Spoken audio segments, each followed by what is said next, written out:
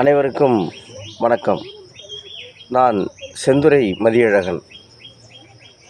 செந்துரை மதியழகன்னா நம்ம அரியலூர் மாவட்டம் இருக்குது பார்த்திங்களா. அரியலூர் மாவட்டம் செந்துரை ஒன்றியம் பெரியாக்குறிச்சி அப்படிங்கிறது தான் நம்முடைய சொந்த ஊர். ஆனாலும் செந்துறையில் நகரத்தில் தங்கி இருந்ததுனால அந்த நன்றி உணர்ச்சியின் மிகுதியால் நம்ம செந்துரை மதியழகன் அப்படின்னு பேருக்கு முன்னாடி போட்டுக்கிட்டு சில சிறுகதைகள் எழுதி பார்த்துருக்குறோம். இது நம்ம ஒரு சின்ன முன் அறிமுகம் தானே தவிர வேறு நமக்கு வரலாறு ஒன்றும் இல்லை. இந்த பதிவு ஏன் அப்படின்னா, அண்மையில் நம்ம அரியலூரில் மார்ச் 20ஆம் தேதியிலிருந்து 29ஆம் தேதி வரையில் புத்தக திருவிழா நடைபெற்றது. ரொம்ப சிறப்பாக அந்த புத்தக திருவிழாவை அரசு ஏற்பாடு செய்திருந்தது. அந்த நிகழ்ச்சியில் நம்ம புத்தகங்கள் சிலவற்றை வாங்கினோம்.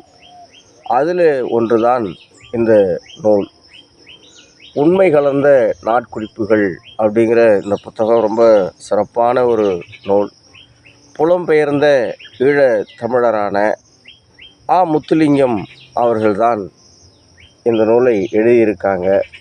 ஐயாவை பற்றி உங்களுக்கு தெரியும்னு நினைக்கிறேன். நிறைய சிறுகதைகள், நாவல் எழுதியிருக்காங்க.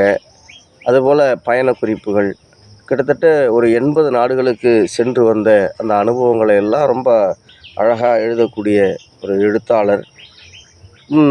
அக்கா, திகட சக்கரம், வம்சவிருத்தி, வடக்கு வீதி, மகாராஜன் ரயில் வண்டி, முத்துலிங்கம் கதைகள், அங்கே இப்போ என்ன நேரம், வியத்தலும் இளமே, இப்படி பல நூல்கள் ஐயாவுடையது. இந்த நூல் உயிர்மை பதிப்பகம் வெளியீடு செய்திருக்கிறது. கிட்டத்தட்ட 180 பக்கம் இதில் இருக்குது. ரொம்ப சிறு வயது குறிப்புகளை தான் ஐயா அவருங்க தொகுத்து தன்னுடைய நினைவுகளில் இருந்ததை பதிவு செய்திருக்கிறாங்க. அவ்வளோ சிறப்பான ஒரு நூலாக இதில் இருக்குது. நமக்கு படிக்க அதாவது நாவல் எழுதணும் அப்படிங்கிற ஆர்வத்தில் இருக்கிறவங்க, நாவல் எழுத தொடங்கி இருக்கிறேன் அப்படிங்கிறவங்க தான் இது ஒரு கையேடாக இருக்கும் அப்படிங்கிறதான் படித்து பார்த்ததில் தெரிஞ்சுக்கிட்டோம்.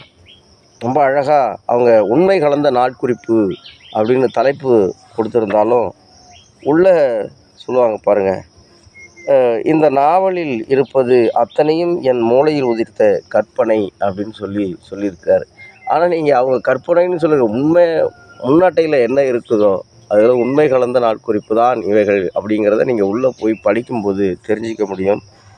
அவ்வளவு சிறப்பாக தன்னுடைய இளமை கால பருவத்திலே அந்த ஈழ மண்ணிலே என்னென்ன அனுபவித்தோம், பள்ளி பருவங்கள் எப்படியானது அப்படிங்கிறதெல்லாம் ஐயா அவங்க சிறப்பாக எழுதியிருக்காரு.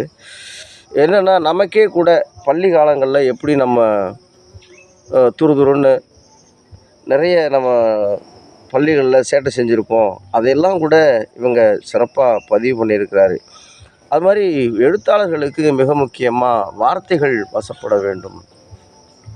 நிறைய சொற்களை பற்றி நம்ம தெரிஞ்சுக்கிட்டால் தான் எழுதுறதுக்கு ரொம்ப இயல்பாகும்.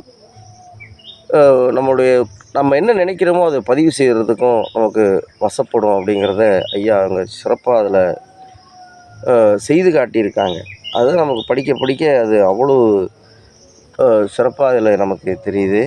இதில் என்னென்னா, ஒரு ஒரு ஒரு ஒரு சில துளிகள் அதை மட்டும் படித்து காட்டினா அவங்களுக்கு புரியும்னு நினைக்கிறேன். நீங்கள் நிறைய பேர் இதை படிச்சிருப்பீங்க. நம்ம எதுவும் புதுசாக விளக்க வேண்டிய அவசியம் இல்லை. அதுவும் இந்த மாதிரி முந்திரி காட்டில் நின்றுட்டு பேச வேண்டிய அவசியம் இல்லை. இது எங்களுடைய முந்திரி இப்போ தான் காய்க்கிற பருவத்தில் இருக்குது.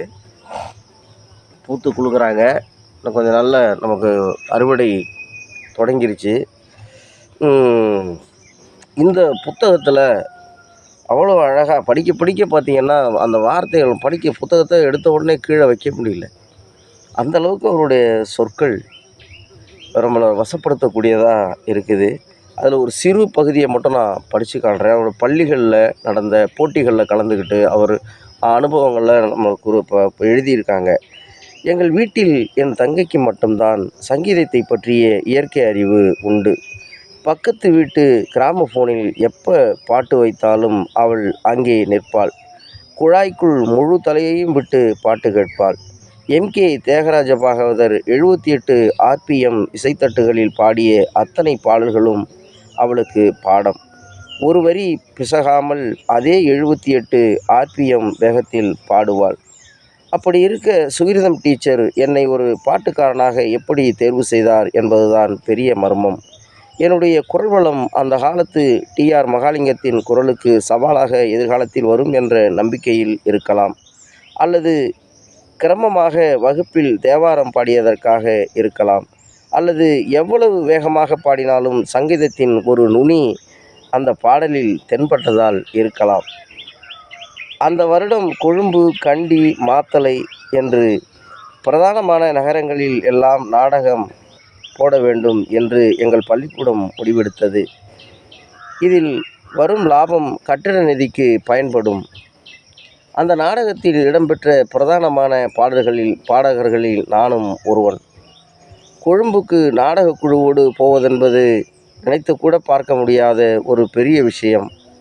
பாலும் தெளிதேனும் பாடி சேர்த்து வைத்த என் புகழ் வகுப்பர்களிடம் சரிந்து பொறாமையாக உருவெடுத்தது. அதை நான் பொருட்படுத்தவில்லை. ஆனால் நாடகக் குழுவில் இடம்பெறுவதற்கு இருந்த ஒரு நிபந்தனை என்னை தடுமாற வைத்தது. கருப்பு சப்பாத்து அணிய வேண்டும் என்று சொல்லிவிட்டார்கள். என்னிடம் இருந்தது முன்பக்கம் கொஞ்சம் நிமிர்ந்து வளைந்த பழுப்பு நிற சப்பாத்து. புது சப்பாத்து என்றால் பக்கத்து வீட்டை கொள்ளையடிக்க வேண்டும் என்று அம்மா சொல்லிவிட்டார். கபில நிற சப்பாத்துக்கு கருப்பு பாலிஷ் பூசி அதை கருப்பாக்கினேன். லேசாக பெருக்கல் குறி போல மாறி மாறி பின்னி கட்டினேன். ஒருவரும் கண்டுபிடிக்கவில்லை. இன்றுதான் முதன் முறையாக ஒப்புக்கொள்கிறேன் என்று எழுதியிருக்கிறாரு. நிறைய நகைச்சுவைகள் இதில் நீங்கள் படிக்க படிக்க பார்த்தீங்கன்னா நிறைய நகைச்சுவைகள் நிறைந்திருக்கும். அதுபோல் சொற்களே கூட எனக்கு கபில நிற சப்பாத்து அப்படின்னு எழுதுகிறார். ஏன்னா அது கருப்பில நிற சப்பாத்து அப்படி ஒரு நிறம் இருக்கா அப்படின்னு சொல்லி போய் தேடினப்போ தான் தெரிஞ்சது. பொன்னிறம் கலந்த கருமை நிறம், பொன்னிறம் கலந்த கருமையாக இருக்கிறது தான் கபில நிற சப்பாத்தி அப்படின்னு குறிப்பிட்டிருக்காருங்கிறத நம்ம போய் தேடி தெரிஞ்சுக்கிட்டோம். அது மாதிரி நிறைய விஷயங்களை இவங்க ஐயா போகிற போக்கில் சொல்லிக்கிட்டு போகிறாங்க. அவ்வளோ சிறப்பான ஒரு நூலாக இருக்கிறது. வாய்ப்பு கிடைப்பவர்கள் வாங்கி படித்து பயன்பெற வேண்டுமாய் அன்போடு கேட்டுக்கொள்கிறோம். இது மாதிரி ஒரு சில நாட்கள் கழித்து வாரமோ அல்லது மாதமோ படித்த சில நூல்களை பற்றி உங்களோடு பகிர்ந்து கொள்கிறோம் என்பதை சொல்லிக்கொண்டு நன்றி கூறி விடைபெறுகிறேன். நன்றி, வணக்கம்.